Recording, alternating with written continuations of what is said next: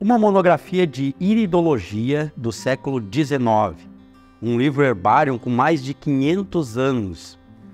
A máquina fotográfica, a primeira usada pelo pai da iridologia americana, Bernard Jensen, uma moeda de ervas com mais de 10 mil anos, datadas pelo carbono 14.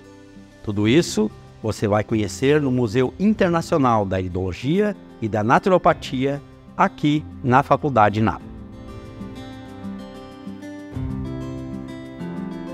Eu sou o professor Marcos Dias e sou o diretor pedagógico aqui do Grupo Educacional INAP. E quero convidar você para conhecer o Museu Internacional da Iridologia e da Naturopatia Celso Fernandes Batello. O museu foi criado com o intuito de preservar a história das terapias naturais. E você é nosso convidado.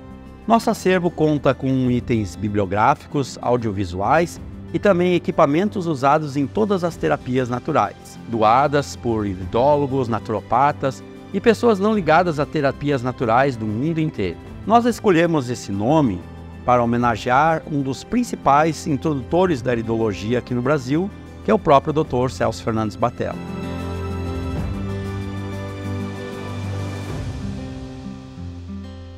Muito bem, vamos começar então o nosso tour virtual pelo Museu Internacional da Iridologia e da Naturopatia, pelas obras de arte. Primeiramente, nós vamos mostrar uma calcografia feita em cobre, do início desse século, onde retrata Hipócrates, considerado o pai da medicina, onde ele mostra os seus afazeres na medicina, que foi doado pelo Dr. Mikhail Dailaskis, da Grécia. Nessa segunda obra, nós vemos uma pintura bastante interessante, onde a obra foi usada café para retratar a íris do olho humano, que é um dos principais objetivos do Museu Internacional da Iridologia e da Naturopatia. Ela foi doada por Miguel Sumaran, que é do Chile.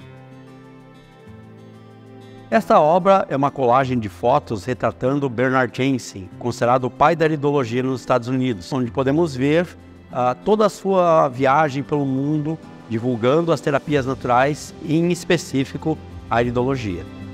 E aqui nós temos duas obras doadas pela médica iridóloga Dulce Semiramis, onde retratam íris humanas e animais. Nesta aula do museu, nós vemos os aparelhos usados para fotografar a íris ao longo dos últimos 40 anos, contando com vários tipos de aparelhos, máquinas fotográficas e lentes, onde o iridólogo pode fotografar a íris do olho humano. Aqui nós contamos com uma das doações que eu mais gosto de mostrar e que eu mais tenho orgulho aqui no Museu da Iridologia. Aqui nós temos uma máquina Minolta dos anos 60, onde o considerado pai da iridologia americana, Bernard Jensen, usou essa máquina num adaptador pela primeira vez para tirar foto da íris. Aqui vocês podem observar uma queixeira, onde a pessoa colocava o rosto e então era tirada uma foto da íris com uma precisão máxima possível para a época. E essa mesma máquina esteve presente muito tempo no Museu São Marcos, na Califórnia, e foi doada então para o Dr. Celso Batello, e ele doou para o Museu Internacional da Iridologia, hoje encontra-se aqui conosco. Também nós tivemos essa lâmpada de fenda sueca, que é também dos anos 60, 70, que foi um dos primeiros aparelhos usados para tirar foto da íris. É preciso observar que no início nós contávamos com aparelhos oftálmicos, que até hoje muitos iridólogos os usam. E acompanhando a evolução da maneira de tirar fotos da íris, nós temos aqui uma lâmpada de fenda moderna, onde é possível tirar fotos da íris com um grau de precisão absoluta e com um zoom de mais de 500 vezes, onde é possível obter informações importantíssimas sobre a íris do olho humano, doado pela própria Faculdade INAP. Nesta aula do museu, contamos com a Filmoteca, onde pode-se observar dezenas de fitas VHS contando ou narrando a história de mais de 40 anos dos congressos internacionais de iridologia realizados aqui no Brasil.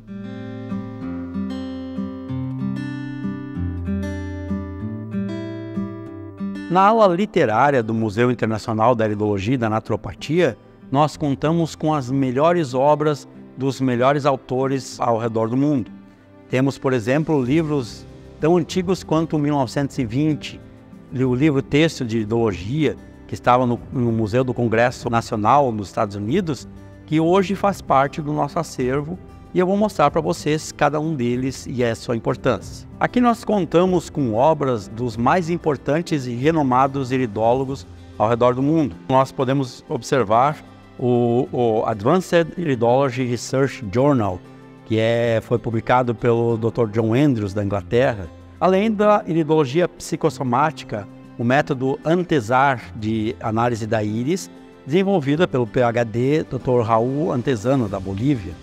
E também o livro de iridologia do Joseph Deck, que marcou época lá nos anos 50, quando ele foi publicado com fotos fantásticas da íris, com uma qualidade muito avançada para a época em que foi publicado. Nós temos aqui o livro do Dr. Daniele Lorito, que é dos anos 90, início dos anos 90, 1990, marcou a época no seu lançamento.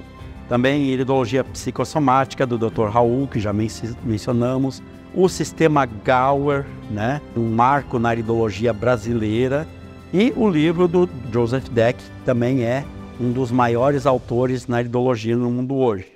Além disso, nós temos aqui o CD do padre Paulo Wendling, um naturopata aqui do Rio Grande do Sul, que está disponível no nosso acervo. Aqui contamos com obras de autores renomadíssimos, como por exemplo o Dr. Javier Griso Salomé, autor do Método Salomé, né? E também o primeiro livro de iridologia do Dr. Celso Batello, homenageado com o nome desse museu, como principal doador e também considerado por muitos o introdutor da iridologia no Brasil.